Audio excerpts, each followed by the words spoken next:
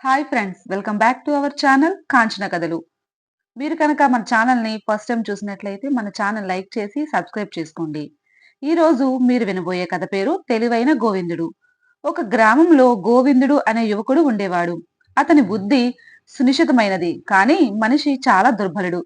గ్రామ జీవితంలో శరీర శ్రమకు ఎక్కువగా విలువ ఉంటుంది కనుక గోవిందుడు పనికి మాలిన వాడుగా పరిగణించబడుతూ ఉండేవాడు.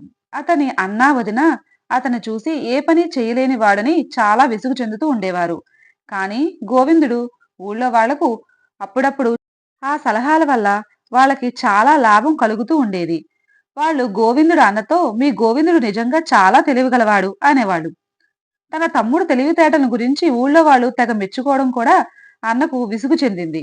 ఒకనాడు అతను, గోవిందుడు అంత తెలివిగలవాడైతే రాజసభకు వెళ్లి సన్మానం పొందరాదు, ఇక్కడ కూర్చోవడం దేనికి అన్నాడు. అంత ప్రయోజకుడైతే ఇంక లేదేముంది అన్నది వదిన.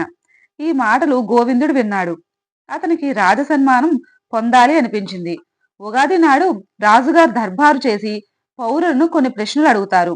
ఆ ప్రశ్నలకు తెలివిగా సమాధానాలిచ్చిన వారికి బహుమతులు ఇస్తారు. ఉగాది దగ్గరలోనే ఉన్నది.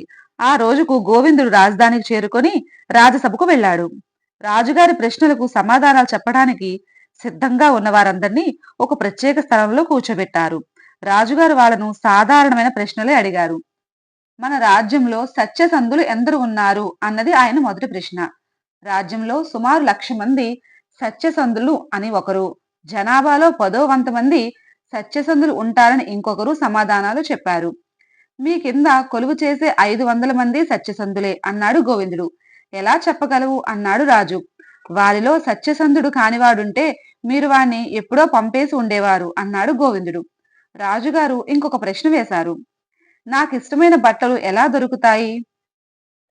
ప్రజలు మీకు కానుక పెడతారు, పత్తి నుంచి వస్తాయి, అలా తలా ఒక విధంగా సమాధానాలు చెప్పారు. పనితనం తెలిసిన నేతగాళ్లు మీకిష్టమైన బట్టలు నేసి పెడతారు అన్నాడు గోవిందుడు. ఎవరూ నమ్మలేని అబద్ధం చెప్పాలి అని రాజుగారు అడిగారు. నాకు చాలా తలనొప్పిగా ఉంది అన్నాడు ఒకడు.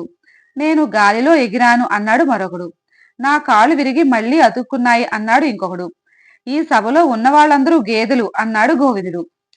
ఈ విధంగా కొంతసేపు వినోద కాలక్షేపం జరిగాక రాజుగారు సభలో కొందరికి బహుమతులు ఇప్పించారు. గోవిందుడికి కూడా బహుమానం వచ్చింది, కానీ ఏమంత బహుమానం కాదు. తాంబూలంలో ఒక బంగారు కాసు, ఒక జత మంచి బట్టలు ఇచ్చారు. రాజుగారు ప్రత్యేకంగా చేస్తున్న విందులో భోజనం చేసి వెళ్లమని అతన్ని కూడా ఆహ్వానించారు. గోవిందుడు సభ చాలించగానే తనకు రాజుగారిచ్చిన బట్టలను మరెవరికో ఇచ్చేసి తాను కట్టుకున్న బట్టలతోనే భోజనానికి వచ్చాడు. అతను తప్ప మిగిలిన వాళ్ళంతా రాజుగారు పెట్టిన కొత్త బట్టలు కట్టుకున్నారు. భోజనం దగ్గర కూడా అతను మామూలుగా తాను తినే పచ్చడి మెతుకులు, మజ్జిగ మాత్రమే తిన్నాడు. మంచి మంచి భక్ష్యాలు, కూరలు, పాయసాలు ముట్టలేదు. గోవిందుడి వింత చర్యల గురించి రాజుగారికి వార్త వెళ్ళింది. ఆయన గోవిందుని పిలిపించి, నేను బహుమానంగా ఇచ్చిన కొత్త బట్టలు కట్టుకోలేదు, భోజనం దగ్గర కూడా మంచి వంటకాలేవి ముట్టుకోలేదు అంట కదా, ఇది రాజవమానం కాదా అని అడిగాడు.